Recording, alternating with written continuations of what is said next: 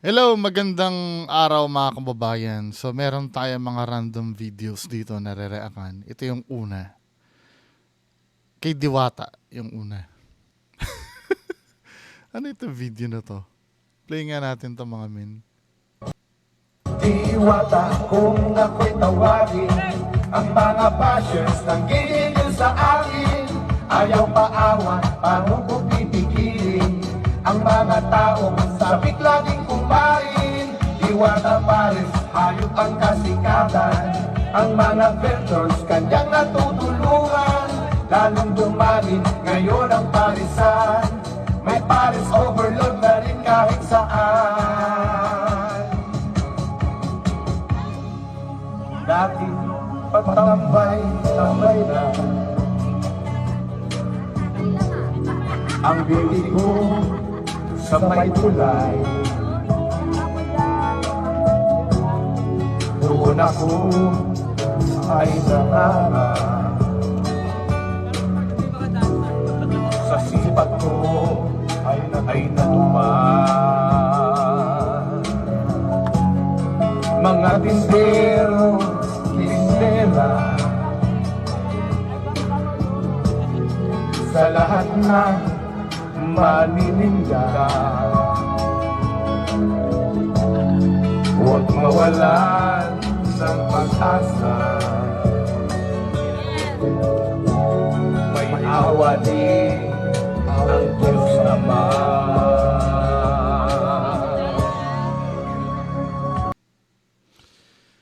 Alam mo, itong yung kanta ni Diwata na yun, hindi naman ano to eh. Hindi naman, parang siyang yung jingle ng politika. No? Ng politiko. Hindi siya yung, kasi di ba, kung ang ilalaban mo yung pares mo, okay sana ko yung lyrics mo na pero may halatang apektado ka sa basher dahil basher na naman yung punterya ng ng music video mo eh. 'Di ba? Okay lang sana kung dinidescribe. Ito, opinion ko lang naman dahil may karapatan niya naman 'yan, 'di ba? Pero as nakikinig nung kanta niya na 'yon, feeling ko si Lito Camo yung may gawa nun eh. Ano 'yan eh, mas naka-target yung kanta mo sa bashers mo eh, hindi tungkol dun sa restaurant mo. Kasi ano yan, anong balak mo yan? Ano, ipi-play mo ba yan sa mga restaurant mo? Mga basher, di ba? Hindi katulad nung yung ang pinaka hindi natatalong jingle ng pagkain. For me hanggang bata ako yung Jollibee. Yung kanilang yung tagline na atin ang langhap sarap, 'di ba? Kasi totoo nga naman yun. May kinalaman dun sa product nila. Ito kasi, ang minamarket mo dito, hindi naman yung parisan mo eh, yung sarili mo eh. I don't think na makakatulong yun sa negosyo mo. Kasi ganito yan, men, Ako, yung product ko dito sa YouTube, hindi naman ito, kaya nga may nagsasabi, 2014 pa yung YouTube channel mo. Nag-start kasi akong mag-YT, mag-upload ng video 2020. So basically, ano na ngayon 2024, 4 years pa lang ako nag-YouTube. Kita nyo na, 4 years na ako nag-YouTube. Ang tagal-tagal ng growth ko kasi hindi ko naman talaga target ang magparami ng viewers. Kasi kung ang target ko ay magparami ng viewers at subscribers, madali lang. Magpuri ka lang na magpuri ng mga taong gusto ng nakararami. Maraming opportunity ganyan eh. Lalo na yun sa politics. Kung sino may pinakamaraming boto ng presidentiable, yun ang pupurihin ko araw-araw. May mga may mga kaibigan akong vlogger galing UTW na matataas ang subscribers dahil diyan. 'Di ba? Mas lalo na dito sa mundo ng ghost hunting, ang daming uto-uto. 'Di ba? Pero ang ano ba ibig ko sabihin? Dito kasi kay Diwata, ang ang industriya mo hindi ka naman nag-expose ng kalokohan. Ang industriya mo ay food, 'di ba? At ang goal mo maraming kumain sa iyo. Kaya kailangan medyo ligaw-ligawan mo yung mga tao. Kasi itong ginagawa mo, parang lalo mong inaasar. Yung basher na yan, tamo ha, yung mga basher na yan ay tao din yan. Kailangan mo din yan eh. Para kang politiko dyan na, na hindi mo pwedeng awayin lahat ng aaway sila. Kailangan mo silang i-convince. Yan ang pagkakamali ng mga dilawan ng nakaraang eleksyon. 'Di ba? Instead na suyuin nila yung mga tao at lalo pa nila minumura. Kaya natalo sila lahat. Kasi parang ang pinalilitaw nila, bobo yung mga sumusuporta sa kalaban nila. Well, in reality, kailangan din naman nila yung mga quote-unquote bobo na yun para makuha yung boto at manalo sila. 'Di ba? Katulad ng ginagawa ko, pinagsasabi ko na mga bobo yung mga supporters ng Ghost Hunter. Hindi umaangat ang ko. Hindi umaangat ang subscribers ko. 'Di ba? 4 years na ako, ganito pa rin ang subscribers ko. 'Di ba? Kasi hindi ko naman goal kasi ang dumami ang subscribers eh. Hindi naman katulad ng politics ito na kailangan maraming bumoboto sa'yo para ma-prove na tama ka dito sa mundo na to. Pero sa mundo nila diwata na nagre-restaurant, kailangan mo ng mga tao. Sa mundo ng politiko, kailangan mo rin ng tao para magtagumpay ka. Hindi applicable to. Kung akong kakanta ng ganyan yung sa mga basher na yan, pwede. Kasi wala naman akong target na quota. 'Di ba? Wala naman akong ina-achieve na meron nga nakipagpustahan sa akin, sabi ganun sa akin, within this year hindi aabot ng 20k ang subscribers mo. Ano ngayon? Nito na nga lang na ipagdasal nyo na hindi ako umabot ng mataas na subscribers. Kasi ngayon pa nga lang na maliit ang subscribers ko, nangangamote na kayo. 'Di ba? Lalo na pagka tumaas ang subscribers ko, kaya magdasal kayo, ganyan lang. Ang ko lang dito, ang ibig ko lang sabihin dito, yung focus mo ay kung sa basher lang, hindi ka magtatagumpay, men. 'Di ba? Aawayin mo kasi nasa food business ka eh. Lalong walang kakain sa'yo pag ganyan. Kasi ang nangyayari, yung critic mo before, yung 'di ba, nag-review ng ng pagkain mo. Tinuturing mo kasing basher 'yun eh. Hindi naman sila basher, yung mga food critic. Dapat nga kaibiganin mo pa yung mga 'yun eh. O ano po ba ang kulang sa ko sa pagluluto ko para maintindihan ko kung paano ko i-improve? Hindi eh. Kasi pagka may nagsabi na hindi masarap yung niluluto mo, magagalit ka. Instead na ganito kasi ang nangyari dapat, ito, opinion ko lamang may unang sikat na vlogger na nagsabi na hindi masarap ang pares mo. Dapat mo na yon, kumuha ka na ng tip doon.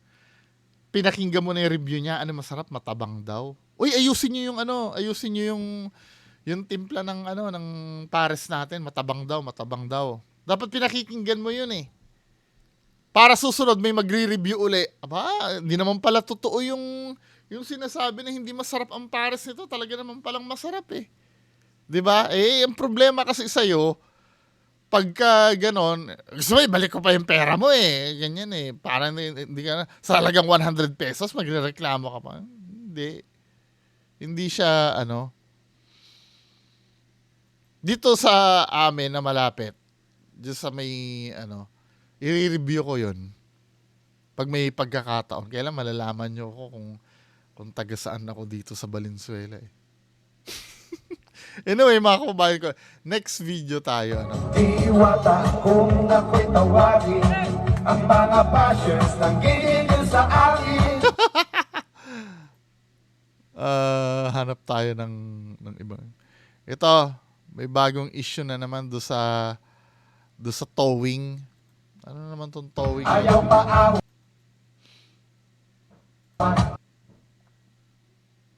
Ano naman tong issue sa towing? Ano naman, Diwata? Diwata, nakikipagdalihan ka na naman ngayon. Ay, Diyos ko. Galit na galit si Diwata.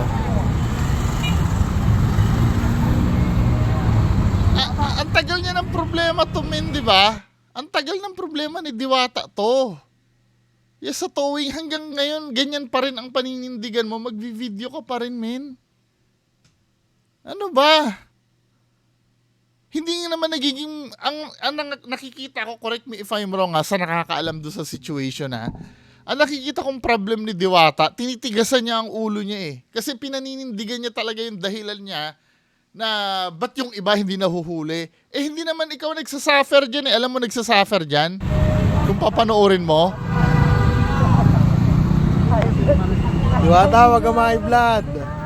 Ang nagsasuffer dyan yung hinuhuli dun sa harap mo, hindi ikaw. Ano ba, men? Diwata naman eh. Next. Ano pa ba yung...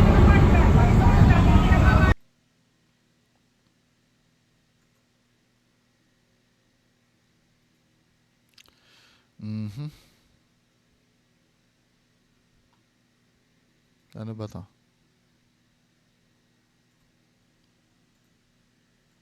Si Diwata talaga eh.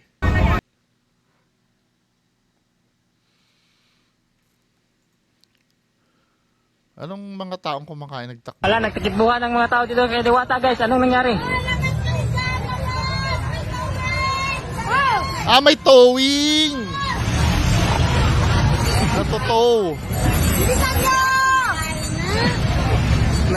May rigger. Ala. Takbo mga chicken.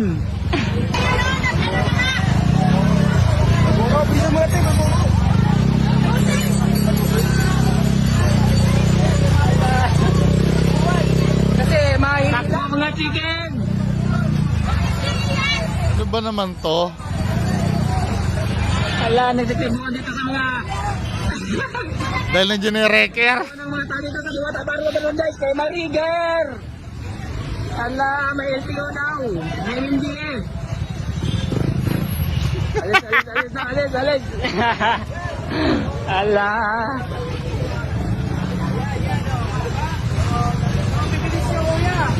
Mabilis, ala. Ala. So, ganito po. Yung mga motor mabilis eh, no?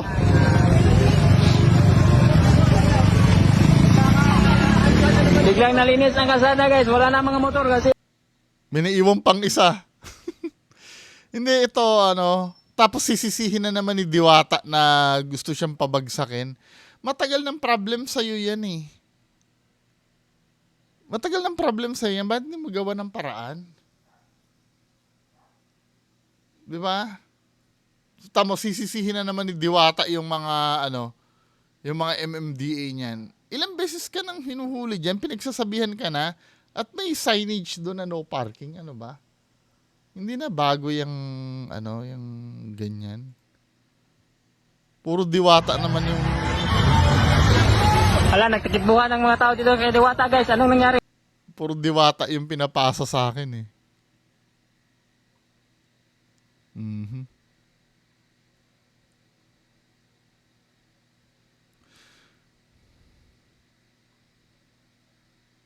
Oh, ano tong nangyari na customer daw na Nangyari?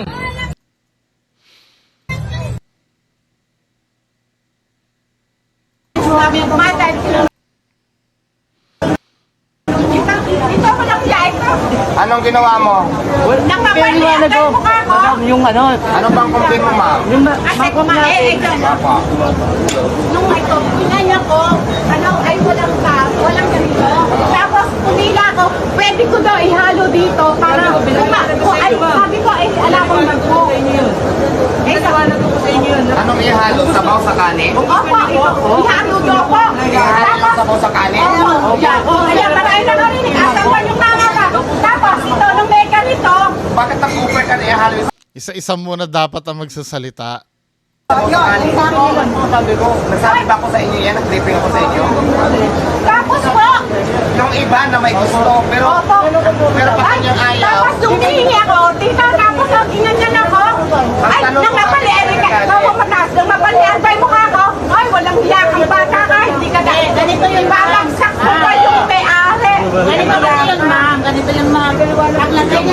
lang po, diba nagsabi sa okay lang yun. Pero parang mayag ako. Baka gusto mo. Kung gusto niyo po, ilagay ko po. Ay, kaya ko nilagyan kasi babandian ako. Hindi po, wala po akong lalagyan. Sabi mo, Hindi po. sumukha ka sa'yo ko ibabalita. Lumapit po kayo, ma'am, baka mapababa. Ano mo, i-rewind mo kuya. Lumapit po kayo, ma'am, baka mapasok po kayo, dahil mainit po yung sabaw. Sa'yo ko ibabalita. Sabi mo kasi, makinig po kayo, ma'am. babalian mo ako. Pero alam mo, may mga instance, hindi ko alam eh. Pero ang naiintindihan ko dito sa problem,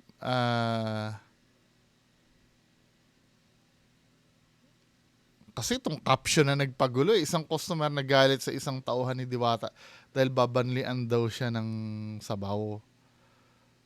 Dapat hindi mo na nilalagyan ng ganito para hindi mapanood. Ang problem, hindi marunong mag-solve si Diwata ng complaint. Ganito dapat ang complaint kasi para hindi ganyan. Hindi mo dapat pinapaharap yung taong kino-complain. Kunin mo yung total wala naman damage na nangyari kay ma'am. Ganito pag mag-handle kayo ng complaint.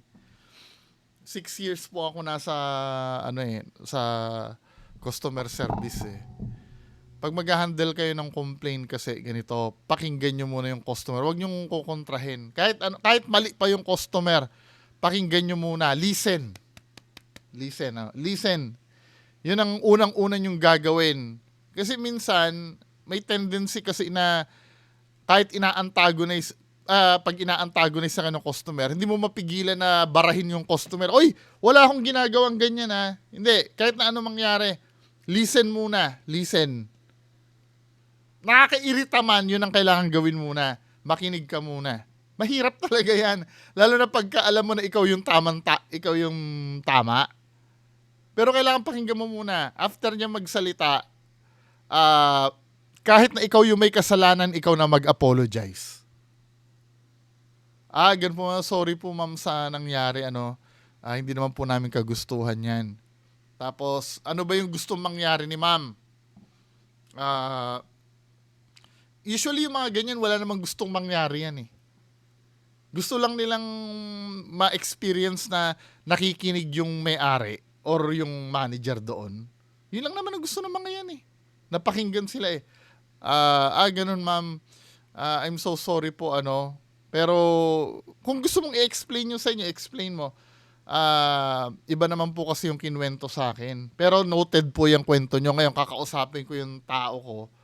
Sa private mo na kausapin yun at ibabangga ko po yung kwento nyo. Meanwhile po ma'am, sige ma'am, kung kaya mo magbigay ng extra soft drinks, yung mabigyan mo lang para maramdaman lang ng customer na siya ay na-satisfy or na-appreciate mo yung complaint niya. 'Di ba? Kung kaya mo magbigay ng soft drink, sige bigyan niyo nga para tanggapin niyo naman po yung aming pagpapakumbabang loob. Yung soft drinks po. Basta bigyan mo siya ng something. Kapag ayaw, hindi na, okay, sige. Basta pasensya na po, mama. Kakausapin ko yung tao ko doon sa likod. Doon, wag mo dyan pagsasabihan. Ganit, pero may case-to-case basis na ganyan eh. Pagka, halimbawa, nagwawala yung customer, no? Natapakan ng tao mo yung pride ng customer. May mga ganyan eh. May mga customer na mayabang na nung sinagot ng sales personnel, naapakan niya yung pride. Ang gustong mangyari nung customer na yun, madurog ngayon yung empleyado na yun sa harap mo. Nandiyan na yung, gusto ko matanggal yan, gusto ko may ganyang senaryo. Sobrang pride. Dapat, kayo, yung tao mo, at ikaw, magkakaintindihan dapat kayo. Sa loob ng opisina, mag-usap kayo. Ito wala naman akong sa'yo, pero kailangan natin magdrama sa harap ng customer na kunyari, pinagagalitan kita. Dapat kayong dalawa nag-iintindihan kayo. Magkasabot kayong dalawa ng tao mo dapat. Tapos harap ng customer, ano man ginawa mo kay ma'am? Nandun na yung nyo. Ano man ginawa ko kay ma'am? Next time, ayoko nang gawin mo kay ma'am yan kakausapin ko yung opisina nyo na natanggalin ka na dito. Diba? Ganon. Tatahimik na tong customer na yan. Pagbalik nyo doon sa loob, hayaan mo na yun, wala namang problema dun eh. At least na-satisfy siya. Kasabutin nyo rin yung tao nyo. 'Di ba? Maraming maraming technique sa sa ganyan na natutunan ko, pati kung paano mag-handle ng tao. Tinuruan ako ng superior ko dati. May pagkakataon yung superior ko, yung AVP ng Ace Hardware. Tinuro niya naman sa akin na ganito. Sisigawan niya yung tao ko sa harap ko. Ano ba? Napaka-inutil mo. Last day mo na ngayon ha. Ayoko na sa'yo. Parang ibang katunog eh. Basta ayoko nang makita ang pagmumukha mo dito. Papagalitan ng superior ko yon. Yung tao ko na nasa selling area na puro sablay. Tapos after nun, ikaw, kausapin kita dito. Ako naman ang tatawagin. Kakausapin kita dito sa loob ng opisina. Bukas ayoko nang makikita ang pagmumukha niya na. Talagang isisigaw niya yon sa buong store. Napaka-rude, di ba? Napaka-rude. Pero pagdating namin sa opisina, sa likod, sasabihin niya sa akin, huwag mong tatanggalin yung tao mo na yan. Sabihin mo sa kanya, pinagtanggol mo ako sa kanya. Ay, pinagtanggol mo siya sa akin. That way, yung loyalty niyan sa'yo. Diba? Ganun magturo yung superior ko dati. O sige sir. Ngayon, pag nag-usap na kaming dalawa ng tao ko, sasabihin ko naman ngayon, alam mo, tatanggalin ka na sana min eh. Pinaglaban lang talaga kita eh. Kaya sa susunod, ayusin mo ang trabaho mo. Huwag mo akong ipapahiya. Sige sir, sa susunod po, maraming salamat sir. Yung loyalty na sa akin. 'Di ba? Ganun, may mga technique kasi, may mga behind the scenes kasi dapat yan na dapat ginagawa nyo. Hindi yung on the spot kayo mag-iisip ng dapat may preparado dapat kayo sa mga ganyang uri ng customer complaint. 'Di ba? May natutunan kayo? Wala. Next issue. Ano ba yung next issue?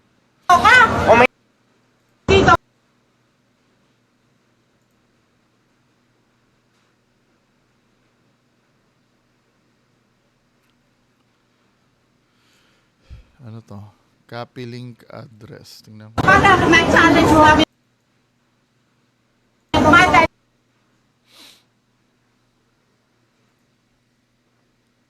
Muling nasasaktan kapag tinitira minsan. Di wala kung ako'y tawagin ang mga passions Same nagigigil sa akin. same kanta. Same lang itong pinasa sa akin. Then ito, maiba naman maisingit ko to.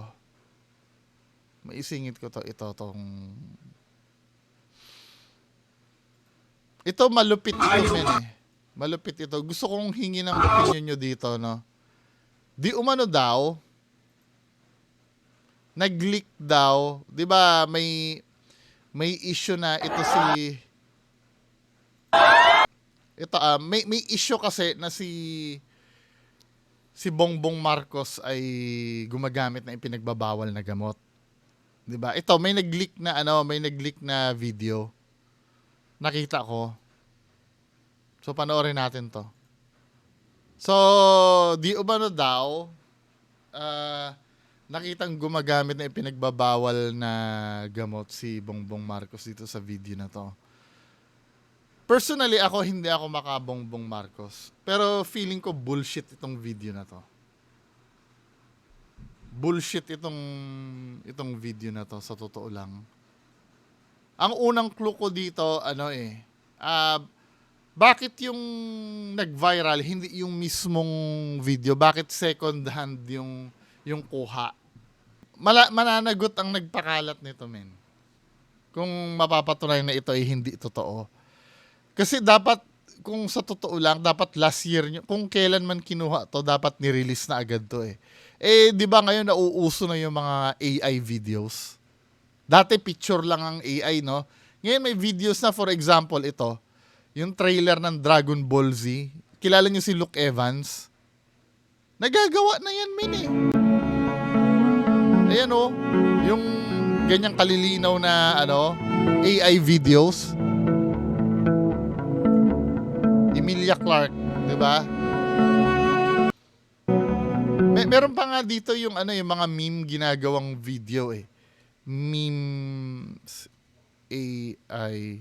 Si Maestro Ozzy nga nagawa ng AI may nagpasa sa akin eh. Ng meme ni Maestro Ozzy eh. Yan katulad niya na yung meme. If you are a real meme fan, I prepared a very interesting video for you today. I turned the famous meme photos you've known for years into animated videos using AI. Let's get started. Ayan diba alam niyo yung meme na yan? Nagagawang video yan, yung mga pictures. Kaya nilang gawing video yan. Tapos ito. Nagagawa din nilang video yan, men. Yung mga pictures na yan.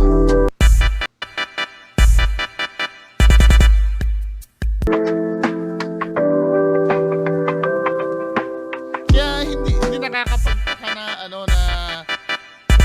na yung video na AI din.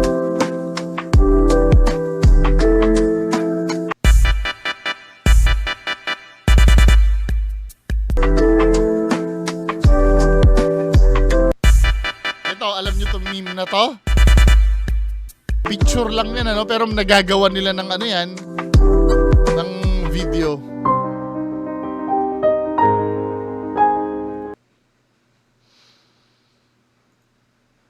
Kaya if ever na totoo kung o ito ay fake man, yung kay Bongbong Marcos na yon, mayayari kayo dyan. At yung partido na naglabas niyan, mawawalan kayo ng credibility niyan. Kung ano man yung sino bang kaaway ni Bongbong na partido, kila Duterte ba or Dilawan, mayayari kayo niyan, min. 'Di ba?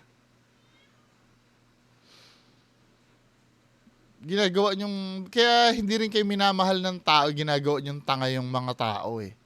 Doon lang tayo sa totoo. Na na hindi yan ganyan. Kadalasan kasi para bang yung politics dito sa atin, hindi mo alam kung sanay na lang ba maging madumi yung yung laro or sa mga supporters na rin yung yung gumagawa eh. No? Anyway, mga kababayan ko. So, yan lang muna mga pag-usapan natin. Maraming salamat po. Bye-bye.